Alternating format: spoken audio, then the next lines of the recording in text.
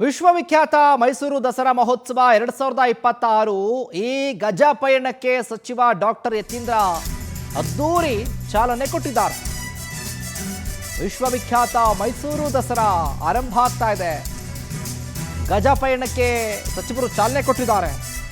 ದಸರಾ ಗಜಪಡೆಗೆ ಪೂಜೆಯನ್ನು ಸಲ್ಲಿಸಿ ಕಾರ್ಯಕ್ರಮ ಉದ್ಘಾಟನೆ ಆಗಿದೆ.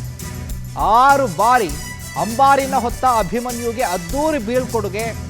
25 ವರ್ಷಗಳಿಂದ ದಸರಾದಲ್ಲಿ ಭಾಗಿಯಾಗ್ತಾ ಇದ್ದಾನೆ ಅಂದರೆ ಅದು ಅಭಿಮನ್ಯು. ಈ ಬಾರಿ ಅಂಬಾರಿ ಹೊರುವ ಆನೆ ಇನ್ನೂ ಕೂಡ ಆಯ್ಕೆ ಮಾಡಿಲ್ಲ.